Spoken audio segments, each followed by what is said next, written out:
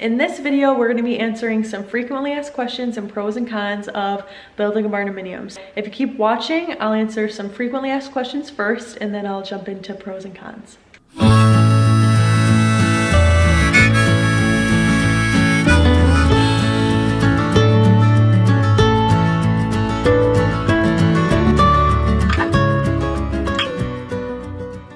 Hi guys, welcome back to Brown's Family Homestead. I'm Lindsay. And I'm Angelo. And we are just going to give a little bit of a recap if you're considering on building a barndominium, some of our frequently asked questions that we got from Instagram that we'll be answering on here, and then some pros and cons. And a little backstory about our family is in 2020, we sold our home and we built a barndominium and we moved in July of this year of 2021.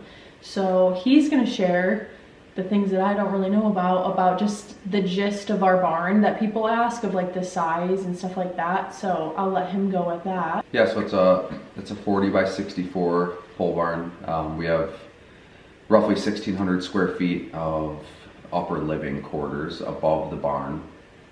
And yeah, just a couple things. We went with a gable attic truss. We don't have any low knee walls in it at all. It's 8-foot ceilings. It's basically a big rectangle. Downstairs is just a holding area for our vehicles and some toys and tractor and things like that. We went with in-floor heating, spray foamed walls, did some extra things with it just to try to stand the test of time, and yeah, we're liking it so far. There's some things that we would change, but I think that's what we're going to get into. Yeah, the reason why we have our barndominium, and I posted a TikTok that really blew up, and I talked about how this is like our temporary home. A lot of people build a barndominium to stay in that forever, and that's not the case for us. We are building our forever home in probably 3 to 5 years, right across the property. So after we're out of here, we'll either rent it out or it'll be a guest house for family and friends that come out of state, or just a place to stay.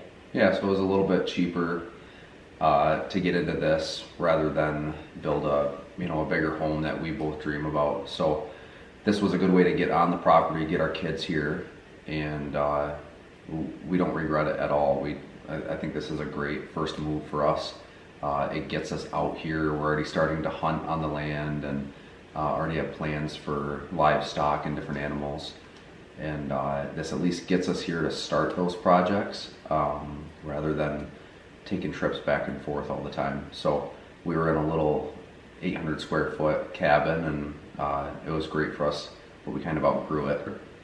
So if we plan on having any more kids, or the kids get older, we're going to quickly outgrow this too, but this is a good middle stepping stone, and then we can get the house plans rolling and save up for it too.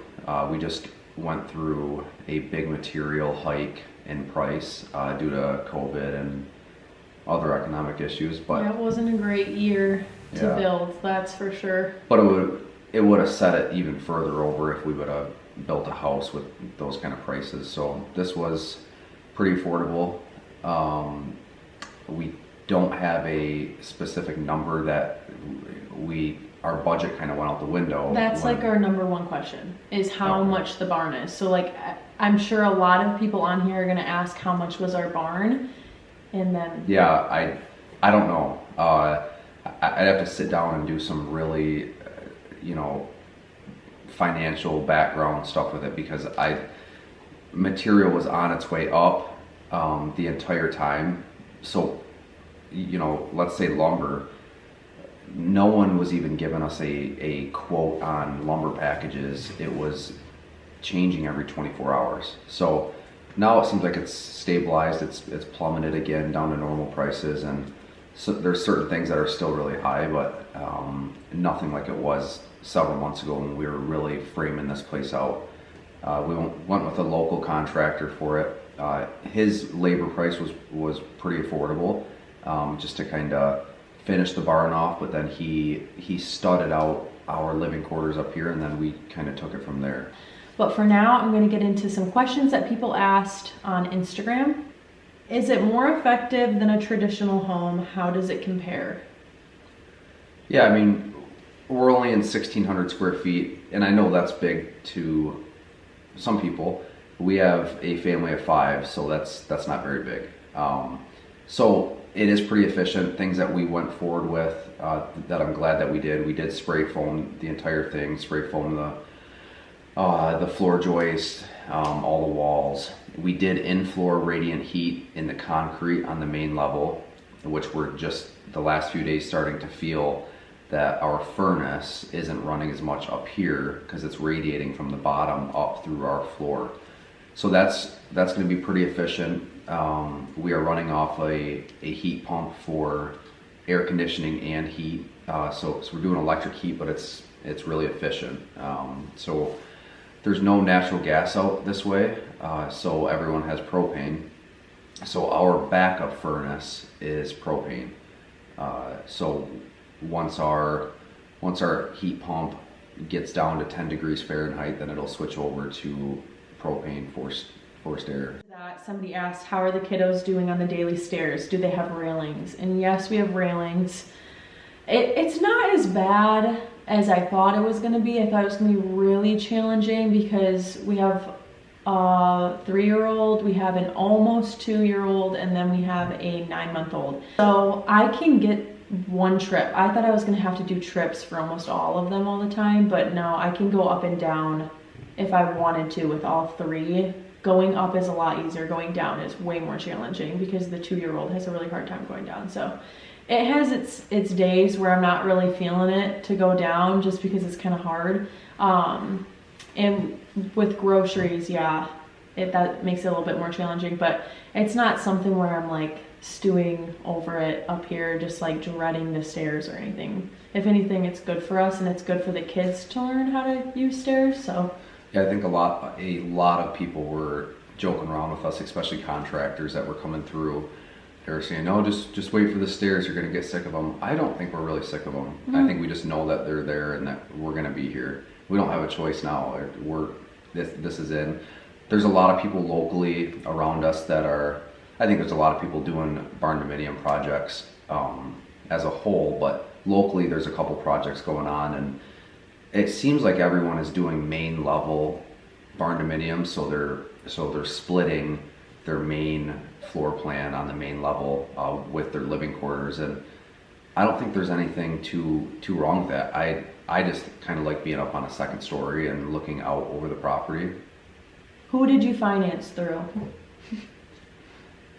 So we own apartment complexes as part of our career, our way to provide for our family. We a lot of time go through like a hard money lender or private money. So we know a couple people that lend us money on notes. Doesn't mean they're giving us the money. It means that we're paying it back. It's just they're the bank. So we're doing something similar here. But when we sold our house, it was starting to the market was really starting to heat up. There wasn't a lot of inventory out there, so we sold a really nice, I don't know how many, I think it was 4-bed, 4-bath? Yeah, 4-bed, 4-bath. Around 3,500 square feet? Yep, on 5 acres. It was a really unique property in a subdivision. There was like 4.5 acres of woods. So it was a pretty sought after property. We made out really well on that. So obviously we dumped all of our money into that for this. So yeah, that's kind of where we're at with the financing part. So my last frequently asked question, because some of it we answered in the beginning about price and stuff like that, and then we'll get into the pros and cons. Does it ever feel small, cluttered when you are just living day-to-day life with kiddos? And then somebody else asked how we manage toys. I mean, it's just like a regular house. It's just a smaller house for a family of 5, but I would say my kids have very minimal toys. I mean, we have a basket from Target, and that fits all their toys. There's like a lawnmower and a little vacuum that they have, but other than that, they don't really have a lot. And then when Christmas comes, we rotate and get rid of some, donate them, and cycle in the new ones. But yeah, it definitely feels cluttered, like by the end of the day, with little toys that they just scatter throughout. But it's not, it was just like at our old house. It's nothing extra or insane. And they're outside a lot too. Yeah, they're outside a lot, and I will say that in-floor heat downstairs during the wintertime, it's just starting to get cold, is going to be our lifesaver, because they can just go down there and we can free up the space up here. So now we're gonna get into the pros and cons. First we'll do pros. I believe we have the same exact pros and cons, so it's not gonna be like a he or she preferred. They're pretty much the same. So some pros are it got us to our property quicker than if we built a house. Our house would have took way longer. It would have been way more financially for us to do that. We would have either had to be very reckless financially building in 2020, or we would have had to have stayed in our little cabin that we were in, that we were, 5 of us were going a little stir crazy in. So financially, it was good. Another pro is we love the view. That's if you have a barndominium and you're thinking about living quarters being up on the top. The view is incredible. We have the balcony off of our bedroom, which that's awesome. We wouldn't have gotten that from a house, or even if we were on the main level. It's unique. You get to say that you live in a barn, even though this, if you walk in our house, it looks like a house. You wouldn't think that you live in a barn, but it is like a new and trending thing that I think creates a lot of simplicity, and I think it's really special for us to raise our kids and say, like, point across from the pasture and be like, we used to live in that, and them have some memories here.